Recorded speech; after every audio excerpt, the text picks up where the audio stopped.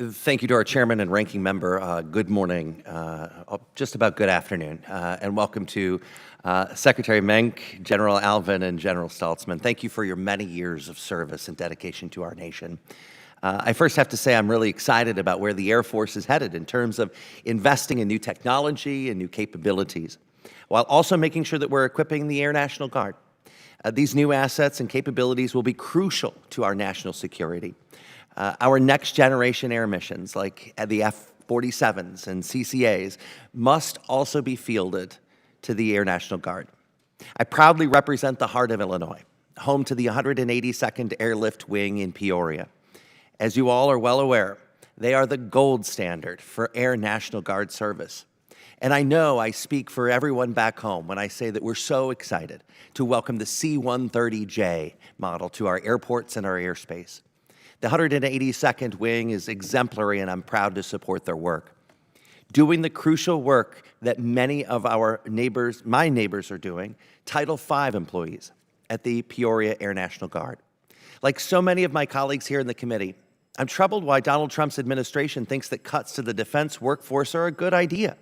This drain of expertise is detrimental at a time when we should be improving our readiness to meet the challenges of today and tomorrow.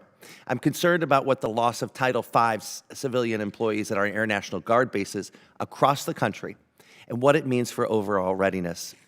To the Secretary, could you explain how the loss of these employees in Air National Guard will impact our missions, but how should other federal workers feel? How are they supposed to keep their morale so high if cuts are happening to the best workers on their team? Mr. Congressman, thanks. I can't speak specifically to Peoria. Been there a couple times, but can't speak to the Guard base there and how they're going to handle the civilian workforce impacts. I think overall, though, across the department, the push, and again, civilian workers have been critical. I've been one for 30-odd years. So critical to the Defense Department.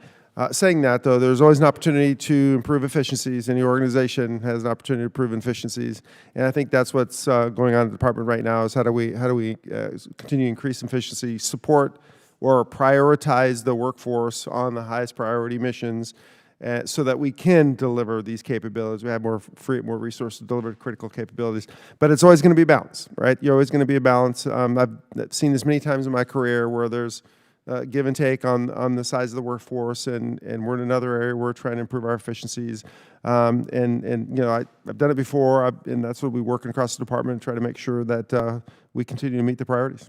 So what do I say to people when they, back home, when somebody hears we want to improve efficiency? There's a skip of your heart, because does the improving of the efficiency mean it's my job? What do I say? So it's always hard.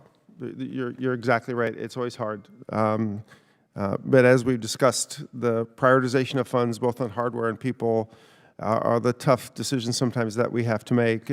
But we do and need to do everything we can to support the workforce as we do that. I'm also concerned about our National Guard federal technicians.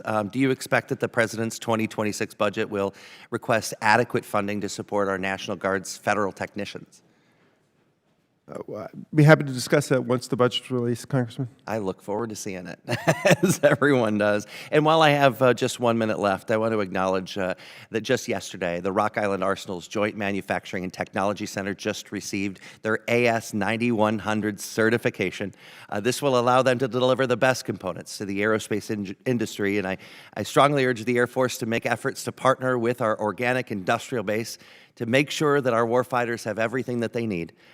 Also, as a meteorologist, I'd be remiss as we begin hurricane season.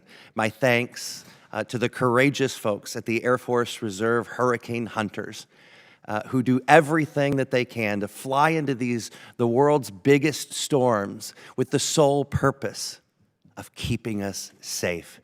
So may they stay safe in this hurricane season.